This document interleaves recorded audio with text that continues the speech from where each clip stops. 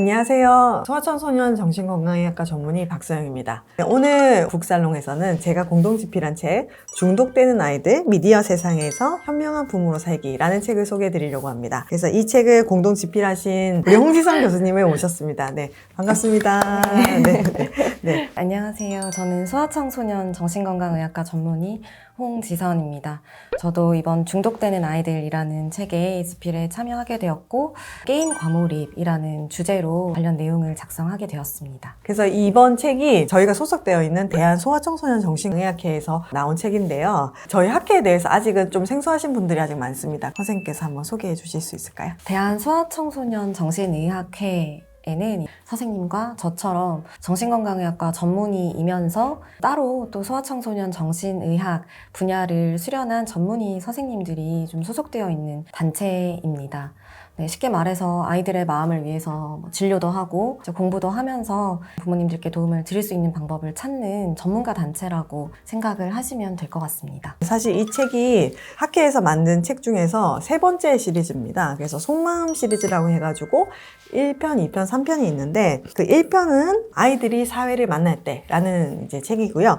2편은 공부하는 내 성장하는 마음이라는 책입니다. 그래서 저는 앞서 2편도 굉장히 재밌고 유익하게 읽었는데요. 이번 3편에서는 저도 같이 공동 집필을 하게 돼서 굉장히 뿌듯하게 생각을 하고 있습니다. 이 중독되는 아이들이라는 책에 대해서 좀 더 구체적으로 이제 살펴보려고 하는데요. 이 중독되는 아이들은 기본적으로 어떤 기획 의도를 가지고 만들게 된 책일까요, 선생님? 네, 일단 이제 기획 의도는 미디어와 관련된 부모님들의 고민이 굉장히 많으시잖아요. 아이와 미디어 사이에서 부모가 좀 실제로 어떤 역할을 해야 되는지에 대한 고민들을 좀 단순한 지침이라기보다는 실제적으로 마주하는 이제 고민들을 좀 함께 들여다보고 좀 더 나은 길을 모색해 나가보자 하는 마음으로 여러 선생님들이 집필에 참여하게 되었습니다. 그리고 사실 이 책은 8명의 공동저자가 같이 참여를 했는데 굉장히 사례들도 이제 다양하고 딱딱하게 쓰려고 하기보다는 좀 현실적으로 부모님들이 바로 적용할 수 있는 팁을 많이 넣으려고 노력을 했죠. 네. 그러면 책 구성을 한번 소개를 해드리려고 합니다. 1장은 송지혜 선생님께서 미디어와 함께하는 슬기로운 육아생활이라는 주제로 써주셨는데요. 직접 아이를 키우면서 마주한 미디어 사용의 현실적인 고민들을 좀 이렇게 에세이 형식으로 담담하게 풀어낸 글입니다. 갈등하는 부모님들의 마음을 조금 이렇게 따뜻하게 어루만지는 이제 그런 글로 이제 1장을 열었습니다. 2장은 바로 이제 선생님께서 쓰신 디지털 네이티브의 뇌인데요. 영유아기의 미디어 사용이 아이의 뇌 발달에 어떤 영향을 미치는지를 이제 뇌 과학의 관점에서 다룬 장입니다. 3장은 우리 김은주 교수님께서 집필을 해주셨는데요. 초등학생 공부와 미디어. 친구일까 방해꾼일까 이 제목으로 써주셨습니다. 정말 실질적인 고민이 많을 때거든요. 구체적인 사례를 통해서 우리 교수님께서 잘 이야기를 풀어주셨습니다. 4장부터가 이제 청소년들에 대한 내용이죠. 4장은 박성열 선생님께서 참여를 해주셨고요. 중독에 취약한 청소년의 뇌, 기본적인 청소년들의 뇌 발달과 뇌 변화에 대해서 다뤄준 그런 장이라고 할 수가 있겠습니다. 5장이 그 김희연 선생님께서 이제 SNS랑 관련해서 이제 아이들의 감정 SNS 속에서 흔들리다라는 소주제를 가지고 써주셨는데 단순히 SNS 하지마 나빠 이게 아니고 좀 SNS를 건강하게 활용할 수 있을 수는 없는지 어떤 힘을 길러야 되는지 이런 것들에 대해서 좀 잘 이야기를 해주고 계십니다. 그리고 이제 다음 장이 선생님께서 써주신 게임에 빠진 아이들. 부모님들은 게임 중독이다 그냥 문제라고만 봐서 실질적으로 청소년 자체에 접근을 하지 못하는 경우들을 우리가 진료실에서 꽤 보잖아요. 이 책에서 다룬 내용만 좀 읽어보셔도 청소년 키우는 부모님들께서 어떤 시각으로 이걸 봐야 될지 그 기본적인 거는 좀 잡을 수 있을 거라는 생각이 들었습니다. 7장은 이제 박민현 선생님께서 디지털 범죄에 대해서 좀 집필을 해주셨는데 디지털 범죄의 메커니즘은 어떻고 또 그걸 예방하기 위한 부모들의 역할은 어떻게 되는지 구체적인 조언을 좀 제공해주고 계십니다. 그리고 이제 마지막 8장은 마무리하는 내용인데요. 이태엽 교수님께서 써주신 내용이고요. 앞으로 우리가 할 수 있는 것 이라는 내용으로 같이 고민을 해보자 이런 내용을 썼습니다. 저희가 이 책을 쓴 게 작년부터죠. 굉장히 또 고생도 많이 하고 저희가 어떻게 해야 논문에 나와 있는 내용이 아니라 실질적인 도움을 드리고 싶다는 생각에 이제 회의도 많이 했었죠. 그래서 이번 책을 쓰시는 과정에 선생님께서는 일반 부모님들을 대상으로 쓴 책은 이번이 처음이었다고 알고 있는데요. 네, 어떠셨어요? 실제로 이 고민을 하는 주체인 네. 부모님들을 대상으로 네. 저희가 알고 있는 내용을 네. 와닿게 네. 쓸 수 있을지 고민하는 과정이 네. 되게 새로웠고 그게 저한테도 굉장히 도움이 오, 되고 의미가 네네. 있더라고요. 맞습니다. 네, 제가 이 책을 준비 시작할 때는 네. 아기가 없다가 이제 이 책이 출판된 지금은 네. 한 6개월 정도 된 아기를 키우고 있는데 그러다 보니까 네. 이제 선생님이 영유아기 미디어에 네네네. 대해서 쓰셨잖아요. 네네. 그래서 열심히 잘 읽으면서 네. 도움을 받았습니다. 네, 감사합니다. 2장 네, 얘기를 네. 좀 해주시죠. 네. 두 돌 이전의 아이는 부모의 책임이죠. 네. 부모가 아이 손에 뭘 쥐어주느냐. 그렇죠. 그래서 조금 더 부모의 역할을 많이 강조를 했던 것 같습니다. 그런 말씀도 많이 주세요. 나 어릴 때 맨날 TV 보고 컸는데 지금 되게 잘 크고 뭐 댓글에도 보면 저 대기업 다녀요 이렇게 하시거든요. 근데 저도 TV를 되게 좋아했어요. 토요일 명화, 주말의 명화 이런 거 봤던 기억이 있고 일요일 아침에는 다 같이 또 TV도 보고 그런 기억이 있는데 이제 그 시대와 이 시대가 참 많이 다른 거죠. 네. 그래서 그 시대에는 사실 채널도 굉장히 적었고 TV가 나오는 시간도 정해져 있었어요. 그렇죠.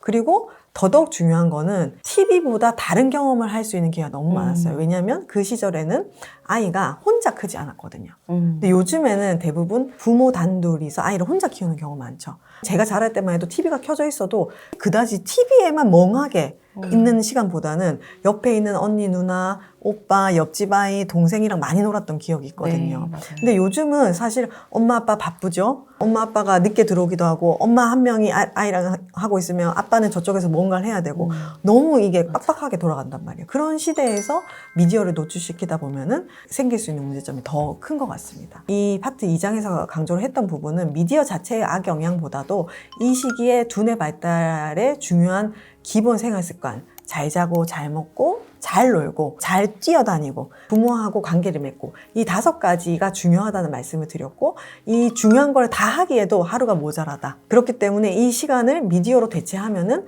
아이에게 질적으로 좋은 자극을 주지 못한다. 이런 내용으로 구성을 했던 것 같습니다. 네. 이제 한 2, 3년 전에도 유튜브 채널을 통해서도 제가 이런 미디어 사용 원칙을 되게 많이 말했거든요. 그 영상을 찍는 시기가 아이가 만 2돌, 3돌 때였거든요. 내가 이렇게 말을 하면서 내가 보여주면 안 되잖아요. 그래서 미디어에 대한 원칙은 아직까지도 고수를 하고 있는데 제 아들이 7살인데 일주일에 딱 2번만 보여줍니다. 2번. 네, 2번 그리고 30분. 근데 이제 원칙은 좀 원칙대로 지키고 그 대신에 이제 주말이나 어디 갔을 때 친구들이랑 볼 때는 또 보게 합니다. 그러면 얘가 이제 정신없이 봐요. 평소에 못 보니까. 빠져들. 네네. 그렇게 저도 고군분투를 하면서 키우고 있습니다. 네. 선생님께서 담당을 해주신 6장 게임에 빠진 아이들 그리고 진짜 중독일까 이 내용을 다뤄주셨는데요. 요즘 부모님들이 우리 아이가 게임 중독이에요. 게임을 안 하면 좋을 것 같아요. 아니면 공부에 집중 못해요. 게임 때문인 것 같아요. 이렇게 해서 사실 진료실에 많이 오시거든요. 근데 사실은 들여다보면은 이게 정말 게임은 빙산의 일각이었던 네, 경우들이 네. 굉장히 많거든요.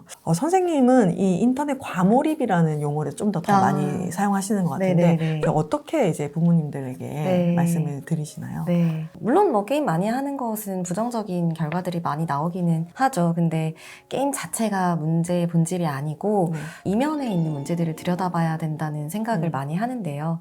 뭐 일단은 의학적으로는 이제 점차 게임을 중독의 관점으로 보는 어떤 흐름이 있습니다. 네, 그래서 이제 의학적인 용어로 뭐 게임 장애라든지 하는 이름으로 이렇게 정의를 해놓고 연구라든지 논의가 굉장히 활발히 이루어지고 있죠. 네. 저는 진료실에서 아이들을 볼 때 이 아이가 게임을 얼마나 오래 하는가 보다는 왜 이 아이가 이렇게 게임에 깊이 빠져들게 되었지 하는 생각을 하는 게 되게 중요하다고 생각을 해요. 그 이면의 문제들을 보면 대표적으로는 주의력이나 충동 조절에 어려움을 겪는 ADHD 아이들이라든지 아니면은 우울이나 불안 같은 뭐 정서적인 어려움을 겪는 아이들이라든지 가족 내의 갈등으로 좀 고통을 받거나 뭐 또래 관계 어려움으로 좀 힘들어하는 아이들 이제 그래서 자존감이 좀 낮아진 아이들이 게임을 좀 일종의 도피처이자 자기 위안의 목적으로 사용하고 몰입하게 되는 경우가 굉장히 많거든요. 그래서 왜 이렇게 되었는지에 대한 좀